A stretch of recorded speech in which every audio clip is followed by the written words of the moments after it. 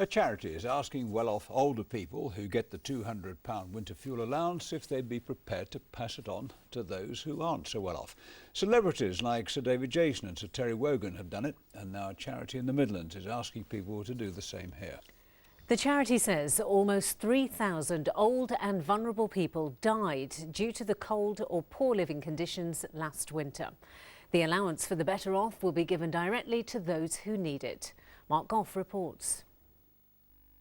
With temperatures hovering around freezing last night, Mary Perry knows it's now more than ever when she needs to watch the pennies. I like to put the heating on in time for my shower in the morning.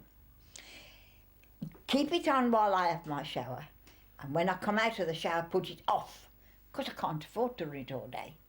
Put it off, leave it off. Sometimes I leave it off till evening. And then I put the heating off, and I manage either with this fire if I'm in here, but mostly I'm in the kitchen. So I put the kitchen fire on, close that door, and keep the kitchen warm. She gets the £200 winter fuel allowance, but with fuel prices going up, making ends meet is tough. What did you used to buy when fuel was cheaper, which you don't buy now? Fruit. I've had to give that up. A cake. And I can no longer make my own cake very satisfactorily. At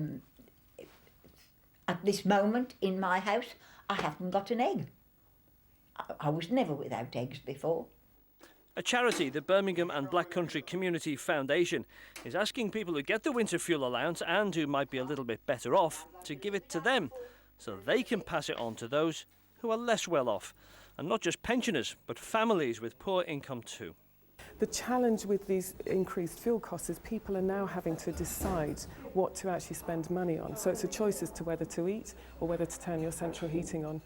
Once a week, Mary from Dudley comes to this club run by Age UK. It's not just a 3-course meal and companionship, it's a warm place to come. I suppose if you're here, it means you don't have to have the heating on in the houses. No, of course not. It's off. I hope it was put off.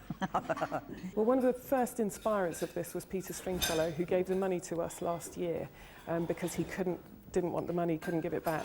And he has been joined this year by Sir Terry Wogan, Sir David Jason, Sir Michael Parkinson.